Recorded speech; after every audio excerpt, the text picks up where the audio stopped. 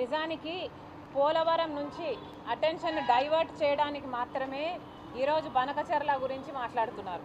అసలు పోలవరం ప్రాజెక్టు బ్రహ్మాండమైన ప్రాజెక్టు, ఆంధ్ర రాష్ట్రానికి లైఫ్ లైను, ఆంధ్ర రాష్ట్రానికి ఈ ప్రాజెక్టు చాలా అవసరము అనే దీనికి జాతీయ హోదా ఇచ్చి మరి పోలవరం ప్రాజెక్టు విభజన హామీలలో ఒకటిగా చేర్చి ఇది ఆంధ్ర రాష్ట్ర ప్రజలకు ఇచ్చిన వాగ్దానంగా నిలబడింది. మరి అలాంటప్పుడు పోలవరం ప్రాజెక్టుని ఎలా లైట్ తీసుకుంటారు? ఇంత చులకనగా ఈరోజు కేంద్ర ప్రభుత్వము కేవలం 25,000 కోట్ల రూపాయలు మిగిలించుకోవడానికి ఈరోజు 83,000 కుటుంబాలకి R&R ప్యాకేజ్ ఇవ్వకుండా తప్పించుకోవడానికి 45 మీటర్లలో కాకుండా 41 మీటరే నీటి నిల్వ చేయాలి అని ఈరోజు కేంద్రం చెప్తుంది. ఒరిజినల్గా 2019లోనేమో దీని రివిజన్ జరిగినప్పుడు పోలవరం పూర్తి చేయడానికి 50,000 కోట్ల రూపాయలు అవుతుంది అనుకుంటే దానికి కేంద్రం మేము మొత్తం 50,000 కోట్ల రూపాయలు ఇయ్యము, దీని ప్రాజెక్టుని 41 మీటర్లకే కుదిస్తున్నాము అని చెప్పి పార్లమెంటులో సైతం నిర్మలా సీతారామన్ ఫైనాన్స్ మినిస్టర్ సైతం 41 మీటర్లకే ఇది కుదిస్తున్నాము, దానికి సంబంధించి మాత్రమే ఇప్పుడు డబ్బు విడుదల చేస్తున్నాము అంటే కనీసం ఒక్క ఎంపీ అయినా, ఏ పార్టీకి చెందిన ఒక్క ఎంపీ అయినా, ఆంధ్ర రాష్ట్రానికి చెందిన 25 మంది లోక్సభ ఎంపీలైనా లేక రాజ్యసభ ఎంపీలైనా, ఏ పార్టీ వాళ్ళైనా ఒక్కరైనా నోరెత్తారా? వైసీపీ ఎంపీలైనా, టీడీపీ ఎంపీలైనా, జనసేన ఎంపీలైనా, బీజేపీ ఎంపీలైనా, అసలు ఎంపీలు మీరు ఆంధ్ర రాష్ట్రం నుంచి ఉన్నప్పుడు పోలవరం ప్రాజెక్టును బీజేపీ అంతగా ఖూనీ చేస్తున్నప్పుడు ఇది ఒక 45 మీటర్లలో నీటి నిల్వ చేయకుండా 41 మీటర్లలోనే ఈ ప్రాజెక్టుని నీటి నిల్వ ఒప్పుకుంటే అసలు ఇది గ్రావిటీ బేస్డ్ ప్రాజెక్టే కాదు, ఇది ఒక లిఫ్ట్ ఇరిగేషన్ ప్రాజెక్ట్ అవుతుంది, ఇది ఒక బ్యారేజ్ అవుతుంది, పెన్నా వరకు నీళ్లు రావు. ఇవన్నీ తెలిసి కూడా ఒక్క ఎంపీ అంటే ఒక్కడు కూడా మాట్లాడలేదు.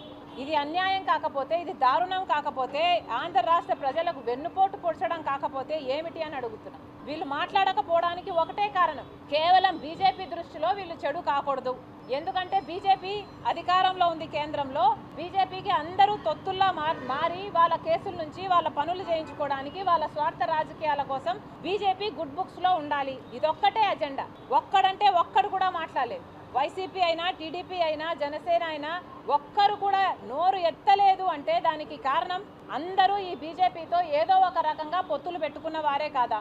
వైసీపీ అయితే అక్రమ పొత్తు పెట్టుకుంది, టీడీపీ జనసేన అయితే ఏకంగా కూటమే కట్టేశారు. మరి ఎందుకు అని అడుగుతున్నాం. బీజేపీ మనకు ఏం చేసిందని చంద్రబాబు గారు ఇలా పొత్తు పెట్టుకున్నారు, కూటమి కట్టారో సమాధానం చెప్పాలి. మనకు ఏదైనా ఒక్క మేలంటే ఒక్క మేలైనా చేస్తున్నారా? నిన్న రాజధాని వైపు చూస్తే పిచ్చి మొక్కలన్నీ మొలిచాయి.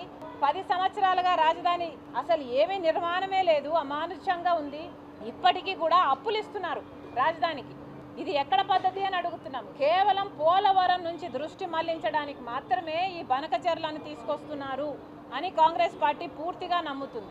బనకచెర్ల ప్రాజెక్టుకి 54,000 ఎకరాలు కావాల్సి ఉంటే 15,000 ఎకరాలు ఇది ఫారెస్ట్ ఏరియాలో ఉంది.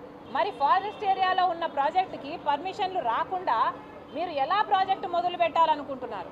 అసలు బనకచెర్ల ప్రాజెక్టు 80,000 కోట్లు కాస్ట్ అయ్యే ప్రాజెక్ట్ అని అంటున్నారు. మరి అంత డబ్బు ఎక్కడి నుంచి తెస్తాడు చంద్రబాబు గారు?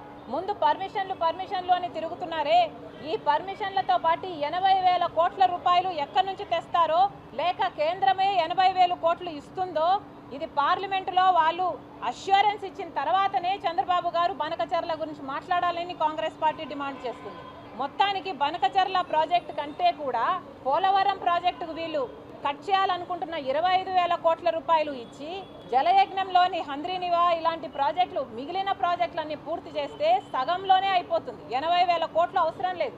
జలయజ్ఞంలో బ్యాలెన్స్ ప్రాజెక్టులు, పోలవరం ప్రాజెక్టు పూర్తి చేసుకుంటే బనకచెర్ల ఇచ్చే నీళ్ల కంటే ఇంకా ఎక్కువ నీళ్లు, ఇంకా ఎక్కువ సస్యశ్యామలం అవుతుంది మన రాష్ట్రం. అవన్నీ పక్కన పెడతారట, ఇప్పుడు బనకచెర్లను ఎత్తికేసుకుంటారట. అసలు దీనికి డబ్బులు ఎక్కడున్నాయి?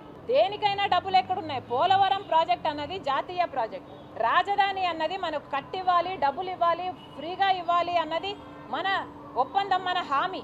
అలాంటప్పుడు అవన్నీ మర్చిపోయి ఇప్పుడు కొత్తగా బనకచెర్ల అని అంటున్నారే. అసలు మనకు హక్కులు అయిన పోలవరము రాజధానికే మనం డబ్బులు తెచ్చుకోలేకపోతే బనకచెర్లకి ఎలా డబ్బులు తెచ్చుకుంటాం? చంద్రబాబు గారు సమాధానం చెప్పాలి. కేవలం ఇది మొబిలైజేషన్ అడ్వాన్సులు తీసుకోవాలి, ఇది ఒక ఏటీఎంగా తయారు చేయడానికి మాత్రమే బనకచెర్ల ప్రాజెక్టును ముందుకు తీసుకొచ్చారు చంద్రబాబు గారని కాంగ్రెస్ పార్టీ ఆరోపిస్తుంది. ముందు పోలవరం కథ తేల్చండి, జలయజ్ఞంలోని బ్యాలెన్స్ ప్రాజెక్టుల కథ తేల్చండి. అవన్నీ మాట్లాడిన తర్వాత బనకచెర్లకు అన్ని పర్మిషన్లు వచ్చాక డబ్బులు కూడా అష్యూరెన్స్ పార్లమెంట్లో ఇచ్చిన తర్వాతనే బనకచెర్ల గురించి ఆలోచన చేయాలని కాంగ్రెస్ పార్టీ స్పష్టంగా చెప్తుంది.